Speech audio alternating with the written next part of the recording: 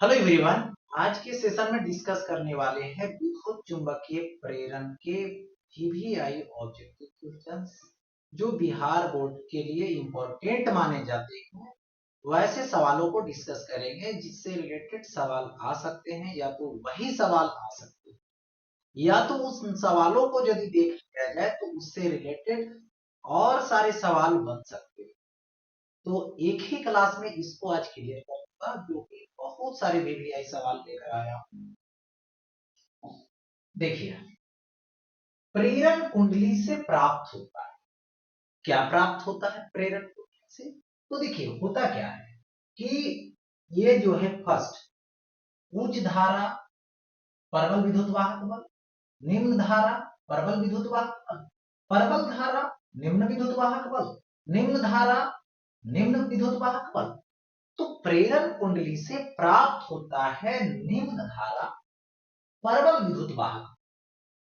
ठीक है, जरा एक नजर देख लीजिए कि ये प्रेरण कुंडली होता क्या है। तो ये जो है, देखिए इस तरह से कुंडलीकार जो है से तार रहता है, और इसमें जब हम लोग बदलती हुई धारा, मतलब जिसको बोलते हैं चर धारा, जो परिवर्तन कर रहा हो, या तो बढ़ रहा हो या तो घट रहा हो, या तो घट रहा हो बढ़ रहा हो, या तो बोल सकते हो कि कुछ देर के लिए इधर फ्लो किया, कुछ देर के लिए इधर फ्लो किया। तो इसमें खुद ब खुद क्या होती है, विद्युत चुंबकीय प्रेरण होती है, और इसमें विद्युत वाहक बल, यानी इन दोनों छोरों के बीच विभवांतर उत्पन्न होती है। यही क्या है, जो कुंडलीकार के कुंडली के आकार में तार है, यही क्या है, प्रेरण कुंडली। जिसमें जिसमें क्या होती है, या तो इसमें क्या करो, बदलती हुई धारा भेजो, या तो इसके बगल में किसी चुंबक को मोशन करवाओ, आगे ले जाओ पीछे ले, आगे ले जाओ पीछे ले। तो इस केस में इसमें विद्युत वाहक बल उत्पन्न होती है, और इसको बंद परिपथ बना दिया जाएगा, तो इसमें विद्युत धारा प्रवाहित के लिए आगे बढ़ते हैं। देखिए, क्षण में प्रेरित विद्युत वाहक बल का मान होगा। देखिए, होता क्या है कि किसी छड़ की लंबाई L है, और उसको किसी चुंबकीय क्षेत्र में भी वेग से गति करवाते हैं। देखिए, ये चुंबकीय क्षेत्र B, और ये होगा क्षण, ये भी वेग से जा रहा है। तो इन दोनों छोरों के बीच जो विद्युत वाहक बल उत्पन्न होती है, जो ईएमएफ उत्पन्न होती है, वो होता है बीवीएल। क्या होता है, बीवीएल। तो कौन सा होगा, ये हो, बीएल भी हो। देखो नेक्स्ट, चौक कुंडली, यहाँ पे कुंडली, चौक कुंडली प्रेरकत्व इतना है, यानी कहने का मतलब एक कुंडली है जिसका जो प्रेरकत्व है वो कितना है, 15 हेनरी है। 15 हेनरी हो गया। इसमें बहती धारा इतना सेकेंड की दर से बढ़ रही है, मतलब इसमें जो धारा बह रही है, जो धारा प्रवाहित है, उसकी बहने की दर क्या है, बढ़ने की दर क्या है, बढ़ने की दर को बोलते हैं D I by D T, या तो delta I by delta, D I by D T भी लिख सकते हैं, या तो इसको D I delta I by delta T, जो कितना है 0.4 एम्पियर पर सेकेंड। प्रेरित विद्युत वाहक बल होगा, प्रेरित विद्युत वाहक बल निकाल। तो इसमें प्रेरित वाहक बल का formula E is equal to minus L, और ये होता है delta I by delta T का, ये क्या लगा दे, मोड लगा दे। अब देखिए, तो यहां से एल है, एल की वैल्यू कितना हुई, 15 हुई, माइनस से तो प्लस में बदल गया, मोड लगा हुआ है, डेल्टा आई बाई डेल्टा, तो ये हो गया 0.4। ये क्या है, वोल्टेज, विद्युत वाहक बल, तो क्या होगा वोल्ट। अब देखो पॉइंट हटाइएगा, इसको मल्टीप्लाई कर दीजिए, 15 चौके 60, 6 वोल्ट आ, यानी कौन सा ऑप्शन करेक्ट होगा? यहां से 6 वोल्ट करेक्ट। ठीक है, आगे बढ़ो। नेक्स्ट, अन्योन्य प्रेरण जिसको म्यूचुअल इंडक्शन का एसआई मात्रक हेनरी है, ओम है, टेस्ला है, कोई भी। ठीक है, देखिए या तो सेल्फ इंडक्शन बोले या तो म्यूचुअल इंडक्शन बोले यानी अन्योन्य प्रेरण बोले या तो फिर स्व प्रेरण बोले, दोनों के लिए जो मात्रक होती है वो सेम होती है ना, एक ही होती है, जिसको हेनरी बोल, क्या बोलते हैं? हेनरी बोल। हो गया हेनरी। अब आगे बढ़ो। निम्न में से कौन सा नियम ऊर्जा संरक्षण के नियम पर आधारित? क्या लेंज का नियम, क्या फैराडे का विच्छेदन का नियम, एम्पियर का नियम? ऐसे तो देखिए, जो ऊर्जा के संरक्षण के सिद्धांत पर आधारित है, ऊर्जा संरक्षण पर आधारित है, वो है लेंज का नियम। ये क्या है? लेंज का नियम। लेंज का नियम यहां पर ऊर्जा संरक्षण पर आधारित। चुंबकीय फ्लक्स का एसआई मात्रक यहां पर एक है, नहीं है, गलत है, ये है। तो देखिए यहां पर क्या होगा, सो देखिए कौन नहीं है, सॉरी कौन है चुंबकीय फ्लक्स का एसआई मात्रक है, क्या है? ये देखो टेस्ला मीटर, ये क्या है? वेबर है, ये क्या है? वोल्ट है, ये क्या है? हेनरी। ठीक है, ये मतलब हेनरी। तो देखिए चुंबकीय फ्लक्स की जो एसआई मात्रक है वो होती है वेबर। क्या होता है? वेबर होता है। ठीक है, चुंबकीय फ्लक्स का एसआई मात्रक वेबर। कौन सा? ये हो डब्ल्यू। नेक्स्ट, ट्रांसफॉर्मर कार्य कर केवल डीसी, केवल एसी, एसी और डीसी दोनों, इनमें से कोई। देखिए ट्रांसफॉर्मर जो हो, ठीक है, वो एसी के लिए काम करता है। वो किसके लिए वर्क करता है? एसी के लिए, प्रत्यावर्ती धारा के लिए। सिर्फ उसका काम कि या तो जो वोल्टेज है उसको बढ़ा देना या तो वोल्टेज को घटा देना। जिसमें से एक को बोलते हैं ऊंचाई ट्रांसफार्मर, जिसको स्टेप अप ट्रांसफार्मर बोलते हैं, और एक होता है जिसको डाउन करता है, वो कम करता है, उसको है ना स्टेप डाउन बोलते हैं, अपचाई ट्रांसफार्मर बोलते हैं। तो ये क्या हो जाएगा? ट्रांसफार्मर किस पर किसके लिए कार्य करता है? तो केवल एसी। ठीक है, डीसी में लगाओगे तो इससे कोई वर्क नहीं होगा। इनपुट डीसी दे दोगे तो आउटपुट देगा ही, आउटपुट जाएगा ही। ट्रांसफार्मर का कोड बनाने के सबसे उपयुक्त पदार्थ निम्नलिखित में से कौन सा है? में से कौन है ना, यानी कौन से? कोमल लोह, तांबा, स्टेनलेस स्टील, अल्मीनियम। देखिए यानी ये जो ट्रांसफार्मर होती है उसकी कोड जो होती है वो सॉफ्ट आयरन से बना हो। ठीक है, उसमें क्या होती है, सॉफ्ट आयरन के पास एक टेंडेंसी, नर्म लोहा कोमल लोहा के पास एक टेंडेंसी है, गुण है उसका, क्या है प्रॉपर्टी उसका, कि वो जो है से जल्द मैग्नेटाइज्ड हो जाता है और जल्द ही डीमैग्नेटाइज्ड भी हो जाता है। इसीलिए उसका यूज क्रोड के रूप में किया जाता है।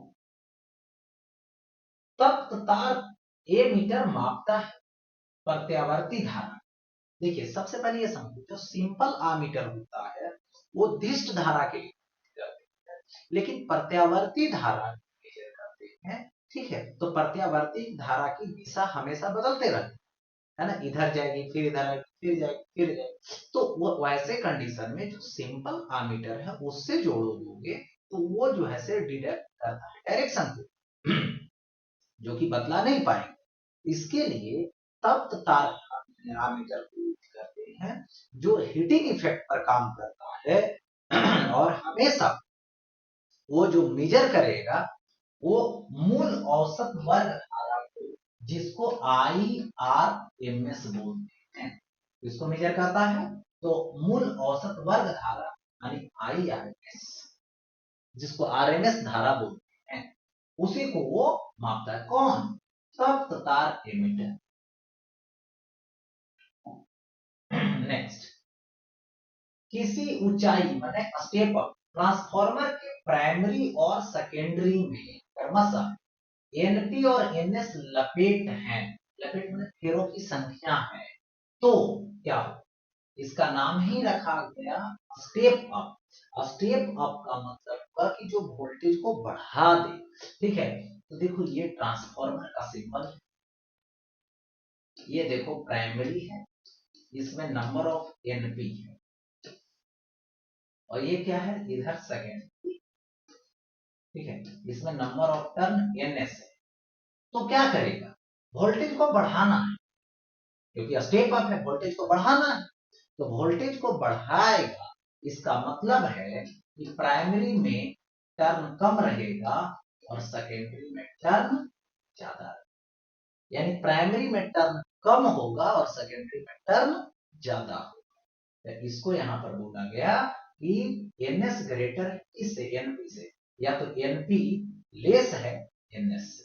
तो देखिए, बढ़ाना रहेगा जिधर जब ज्यादा होगा, जैसे बढ़ाना है तो ये ज्यादा होगा, इसका वोल्टेज ज्यादा तो इसका नंबर ऑफ टर्न भी ज्यादा। इधर कम है, बढ़ाए कम होगा, तो NP कम होगा तो NS ज्यादा होगा, यानी NS greater than NP।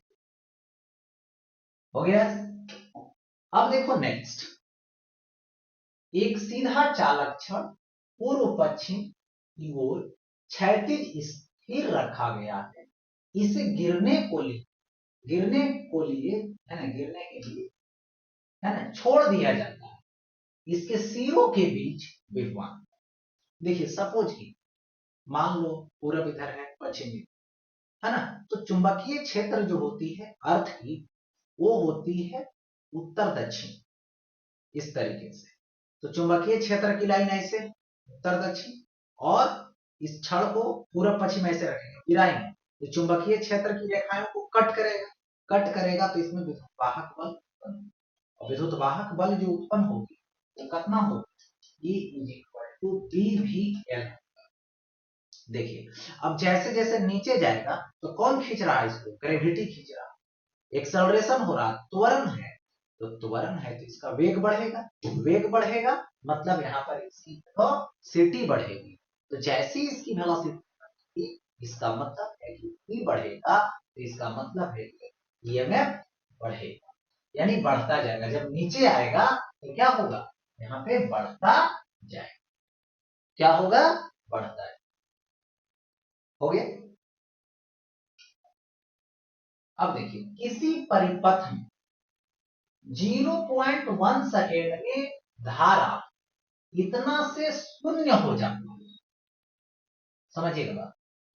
Time interval का मान डेल्टा टी 0.1 सेकेंड। विद्युत धारा पहली बार इतना तो 5, फिर क्या हो गई? 0 हो, तो डेल्टा आई क्या होगा? I2 माइनस I1, मतलब 0 माइनस 5, यानी ये होगा 5 एम्पीयर। कितना होगा? -5 एम्पीयर। अब समझिए, विद्युत वाहक बल कितना हो? यदि औसत विद्युत वाहक बल 200, तो ये 200 वोल्ट का, तो परिपथ का स्वप्रेरकत्व होगा। ठीक है, तो परिपथ का स्वप्रेरकत्व होगा। देखिए, -L delta I by delta, तो EMF कितना होगा? 200 होगा, -L। ठीक है, L तो रहते देंगे, निकालनी है स्लोप प्रेरक का तो रहने दें। Delta I by delta, delta I minus I by delta T 0.1 हो गया। अब देखो 0.1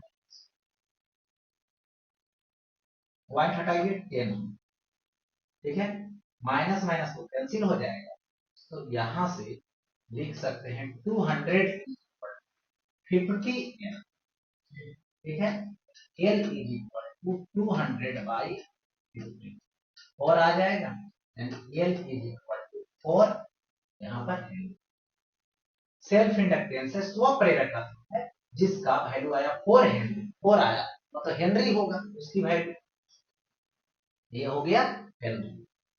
ओके,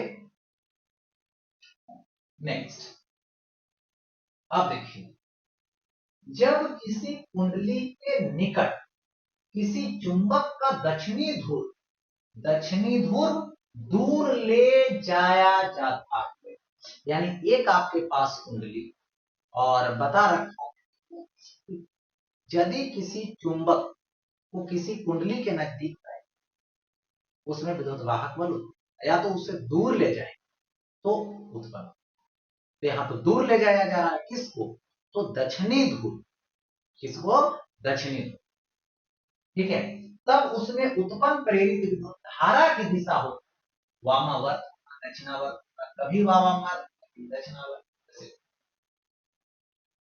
तो सपोज कर लो यही कुंडली, यहां पर ये देखो साउथ पोल है, ये नॉर्थ, तो यहां पर ऐसे, इसमें तो क्षेत्र की दिशा ऐसे हो, ऐसे हो, ठीक है, ये दक्षिण ध्रुव को दूर ले जाए, इधर की तरफ ले, तो जैसी दूर की तरफ ले जाया जाएगा तो इससे गुजरने वाला जो चुंबकीय बल रेखा है वो तो कमेगा, ठीक है, तो कमेगा तो इसमें विद्युत धारा उत्पन्न होगी विद्युत वाहक बल से, तो ऐसी विद्युत धारा उत्पन्न है जो लेंज का अनुसार क्या कहता है, लेंज के नियम के अनुसार क्या बोला जाए कि उसी से उत्पन्न हो रही है और उसी का विरोध करे।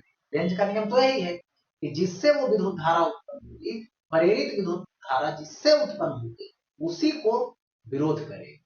क्यों उत्पन्न हो रही है, क्योंकि फ्लक्स कम रहा, चुंबकीय फील्ड लाइन कम रहा, चुंबकीय क्षेत्र की वैल्यू कम हो रही, ठीक है, तो उसी को विरोध करना, विरोध करना मतलब बढ़ाना, कम होने का मतलब उसका विरोध कोई कर रहा है बढ़ाएगा, तो बढ़ाएगा इसका मतलब है कि बढ़ाने का मतलब वो उसी दिशा में क्या देना, चुंबकीय क्षेत्र की दिशा देना, तो इसमें जो विद्युत धारा उत्पन्न होगी वो ऐसी विद्युत धारा होगी जिसके द्वारा उत्पन्न चुंबकीय क्षेत्र इसी के दिशा में, तो इसी के दिशा में होगी तो उसी के दिशा में अंगूठा दिखाओ और उंगली को मोड़ो, कैसे मोड़ेंगे, ऐसे, देखो ऐसे, इसका मतलब इधर से ऐसे, ये प्रेरित वाहक जो ऐसे घूम रही है कौन wise, anti clock wise, anti clock wise मतलब वामावर्त, यानी क्या होगा, वामावर्त, तो यदि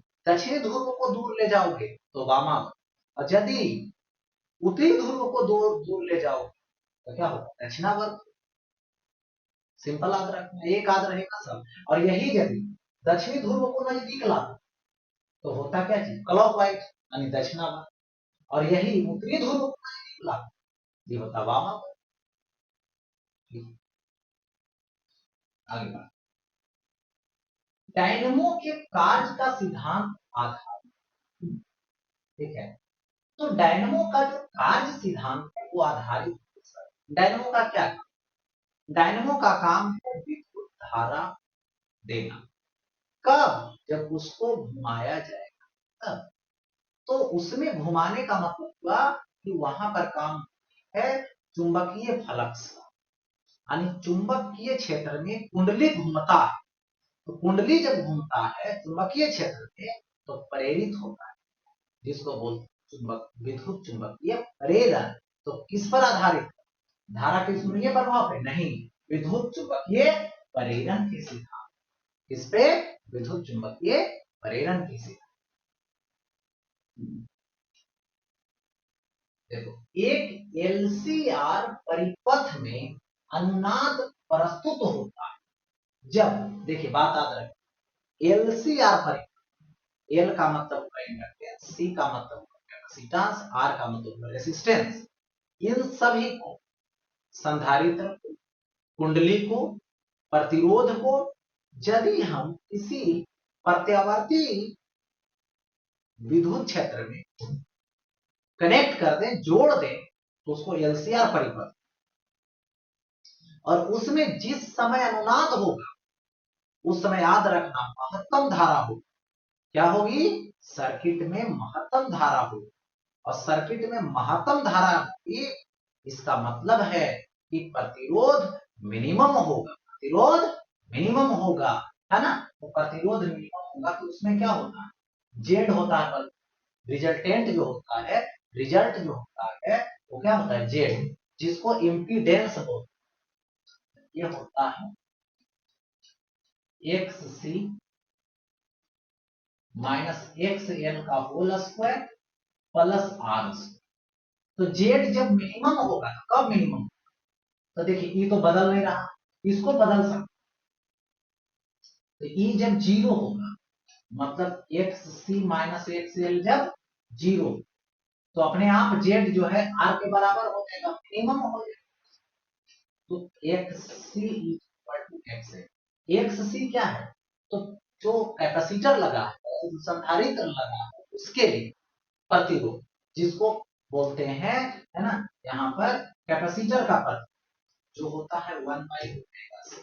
ये क्या है, एक्सएल, जो इंडक्टर लगाए हो, जो कुंडली लगाए हो, उसका प्रतिरोध, तो उसका प्रतिरोध होता है ओमेगा ए।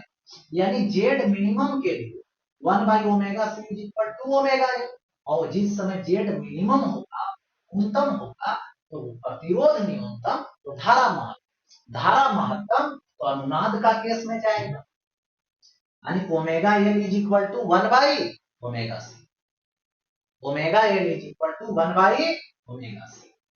तो कौन सा ऑप्शन, ये वाला हो, ठीक है, omega L is equal to 1/, आगे बढ़ो। प्रत्यावर्ती धारा परिपथ के एलसीआर श्रेणी संयोजन में वोल्टेज प्रत्येक एलसीआर घटक में 50, वोल्टेज एलसी संयोजन, तो देखिए एक एलसीआर परिपथ,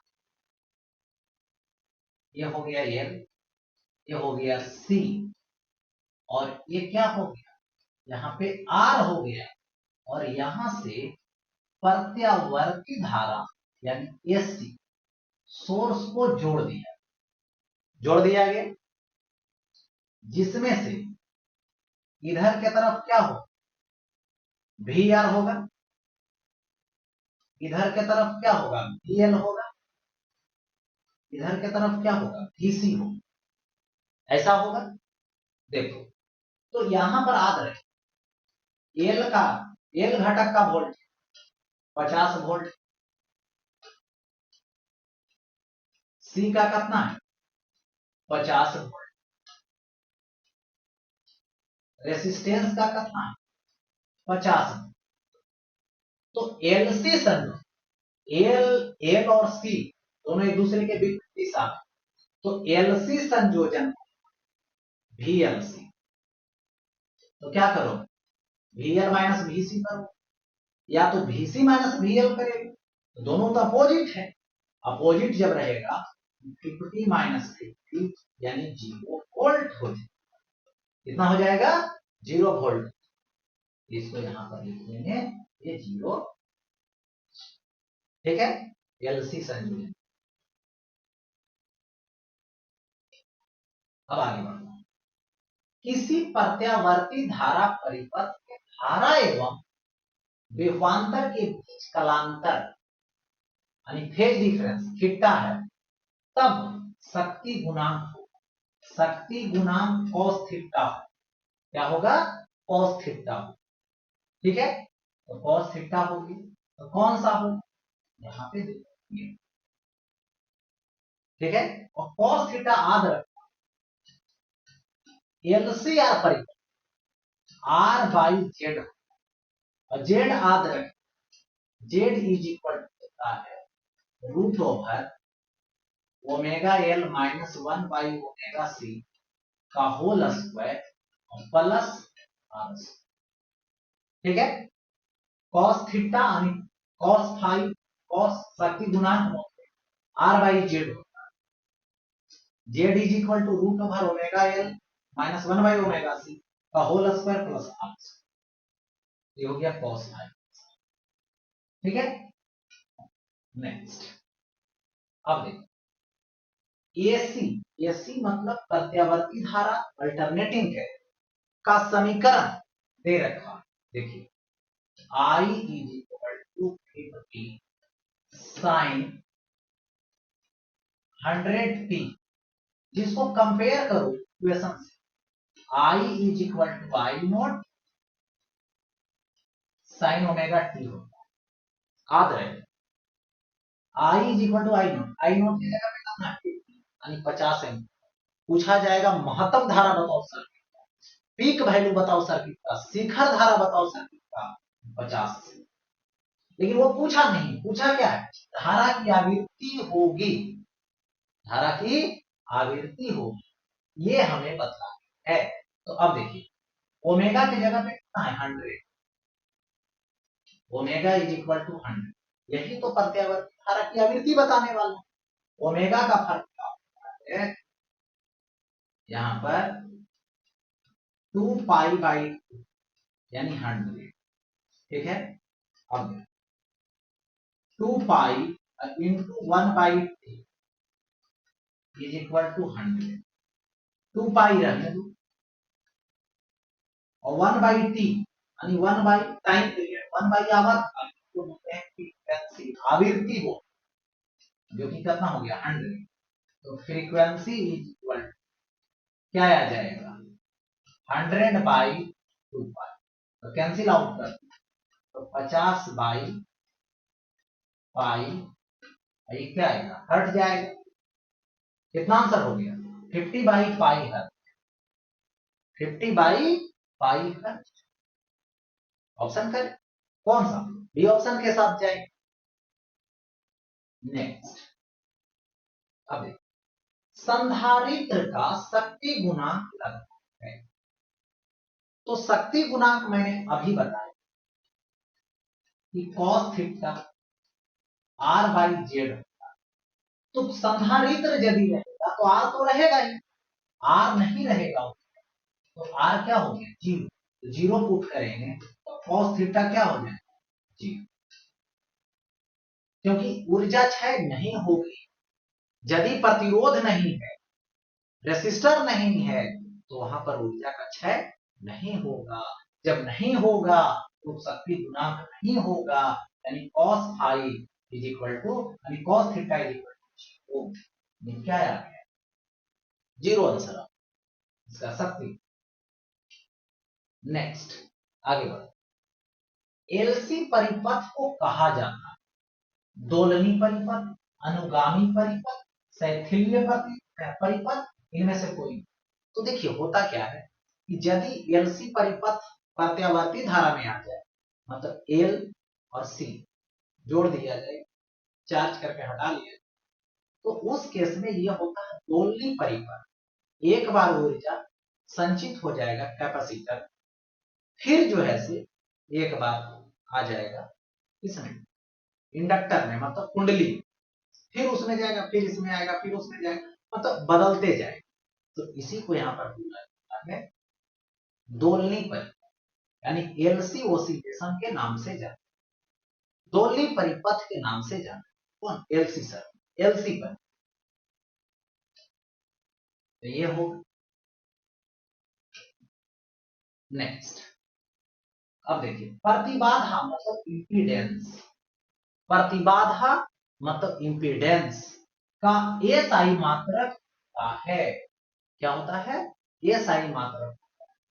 देखिए प्रतिबाधा क्या है, जो प्रत्यावर्ती धारा परिपथ होती है उसकी टोटल प्रतिरोध, उसकी क्या है टोटल प्रतिरोध, तो उसकी जो टोटल प्रतिरोध है, ठीक है, यानी प्रतिरोध है, यानी क्या होगा, ओम होगा, यानी इसका एसआई मात्रक क्या होगा, ओम होगा। ठीक है, ओम। अब देखो आप, एक प्रत्यावर्ती धारा शिखर वोल्ट का, शिखर वोल्ट का मतलब पीक वैल्यू कितना है, 440। इसकी आभासी वोल्ट, आभासी वोल्टता को बोलते हैं आरएमएस वोल्ट। बताइए, देखिए, तो वी आर एम एस का फॉर्मूला होता है peak voltage by root two. क्या होता है, peak voltage by root two. तो पीक वोल्टेज कितना होगा, 440 होगा, बाई रूट लगा दो, लगा दी। ठीक है, इसको ऐसे लिख सकते हो क्या, 440 को 220 गुने 2 और बाई रूट टू। अब देखो, 220 गुने 2 को रूट टू गुने बाई रूट टू। ठीक है, अब देखिए, रूट टू ने रूट टू को बर्बाद कर दिया, तो कितना बचा, 220 रूट टू, इतना वोल्ट होगा। ठीक है, तो 220 रूट वोल्ट हो गया। नेक्स्ट, एसी, एसी मतलब अल्टरनेटिंग करंट, मतलब प्रत्यावर्त धारा का आरएमएस मान तथा शिखर मान का अनुपात है, क्या है, रूट टू है, क्या 1/रूट है, क्या 1/2 है, कोई नहीं, कौन सा हो, किसके साथ जाए। देखिए रेशियो क्या निकाल, I R M S by I naught is equal to क्या है, व्हाट, मालूम नहीं। देखिए फॉर्मूला क्या हो, I R M S is I naught by root two होता है। ठीक है, तो अब देखिए इसके नीचे पूछने को बात नहीं, आई नोट को इधर ले लाए तो 1 में मल्टीप्लाई हो तो आई नोट ही हो जाएगा, I R M S by I naught. तो यहां से क्या है, 1 है, बाई रूट, यही तो मुझे फाइंड करना, I R M S by I naught, जो कि कितना आया, 1/रूट। तो ये हो गया 1/रूट, यानी ऑप्शन बी। नेक्स्ट, ट्रांसफॉर्मर की प्रोड को परतदार रखा जाता है रोकने के। देखिए ट्रांसफॉर्मर की जो प्रोड है वो एक ऐसी जो है मटेरियल जो नर्म लोहा की बना होता है, एक बात। दूसरी बात, जब वो काम करना शुरू करता है, जब वो परफॉर्म करना शुरू करता है, तो बार बार मैग्नेटाइज्ड होता है और डीमैग्नेटाइज्ड। ठीक है, जिससे क्या होता है, वहां पर ईडी करंट भी उत्पन्न होता है, भंवर धाराएं उत्पन्न होता है, साथ ही साथ वहां पर ऊर्जा की क्षय होती है। ठीक है, तो वहां पर ऊर्जा की क्षय होती है, क्यों, मैग्नेटाइज्ड और डीमैग्नेटाइज्ड बार बार क्या होता है, मैग्नेटाइज्ड होता है और डीमैग्नेटाइज्ड होता है, यानी चुंबकन होता है, यानी चुंबकित होता है, विचुंबकित होता है, चुंबकित होता है, विचुंबकित होता है। तो इसके लिए वहां पर क्या ऊर्जा की क्षय होती है, उसी ऊर्जा के क्षय को रोकने के लिए उसको क्या किया जाता है, परत बाई परत में बांट दिया जाता है, जिससे कि ऊर्जा का क्षय होता तो है लेकिन कम होता है। यदि परत बाई परत नहीं बनाएंगे तो ऊर्जा का क्षय ज्यादा होगा और बहुत जल्द ही ट्रांसफॉर्मर गर्म हो जाएगा। देखिएगा ऊर्जा क्षय होता है जिससे क्या होता है, वो गर्म हो जाता है। तो गर्म जो हो रहा है वो ऊर्जा के कारण हो रहा है, उष्मा ऊर्जा कौन दे रहा है, वहां पर जो विद्युत ऊर्जा का क्षय हो रहा है उससे उत्पन्न होता है। तो वहां पर ऊर्जा का क्षय को रोकना है, इसीलिए परतदार बना दिया है इसको, रोड किससे बना होता है, नरम लोहा से, कोमल लोहा से बना। तो आज विद्युत चुंबकीय प्रेरण में, प्रत्यावर्ती धारा में इतने सारे सवाल, ठीक है, जो कि इंपॉर्टेंट थे, जिसको मैंने करवा दिया। फिर मिलते नेक्स्ट चैप्टर के साथ।